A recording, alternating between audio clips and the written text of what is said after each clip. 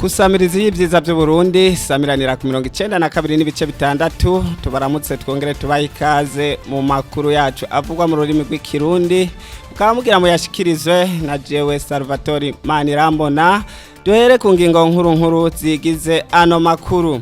Kuri uyu wa 9 Ruheshi 2025 niho haba ibirori byo guhimbaza umunsi mukuru wahariwe gukunda no gukundisha abandi igihugu ndetse no kwibuka imboneza y'amaho mu gukunda no gukundisha abandi igihugu umuhisi Petero Nkurunziza.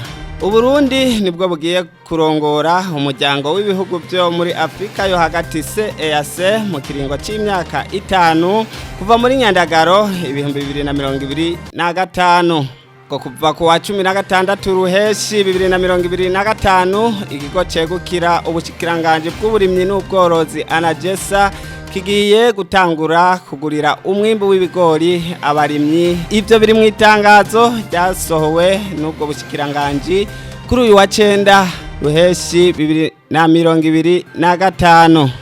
Amakuru yiramvuye ni mukanya.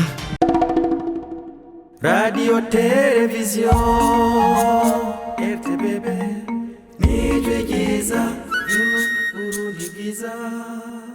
Tongere tubahe ikaze mu makuru yacu ubonaho ingingo imwe ukwayo nkuko twari duhejeje kubibabwira kuri uyu wa 9 Ruheshi 2025 niho haba ibirori byo guhimbaza umunsi mukuru wahariwe gukunda no gukundisha abandi igihugu ndetse no kwibuka imboneza y'amaho mu gukunda no gukundisha abandi igihugu umuhisi Petero Nkurunziza yahoze arongoye igihugu c'u Burundi. Ivyo birori rero bikaba byabereye hariya Igitega ku mugwa mukuru wa politike.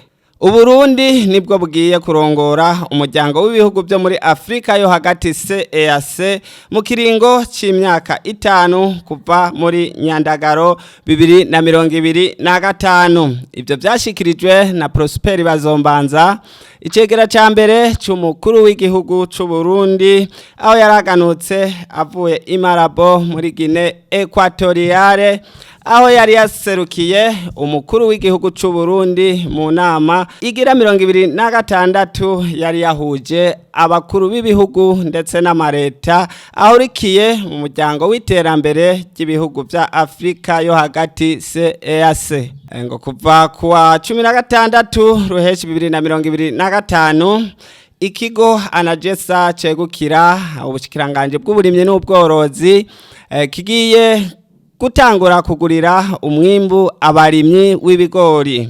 Ivyo biri mu itangazo ryasohowe n'ubwo bushikiranganje bw'uburimyi n'ubworozi kuri uyu wa 9 Ruheshi 2025. Bakunzi bisamirizi y'ivyiza by'u Burundi isamiranira ku 92 n'ibice bitandatu. Ndabibutse ko amakuru yacu rero mwariko muyashikirizwa na jewe Salvatore Manirambona fashijwe na Nathan Ntunzwe n'Imana.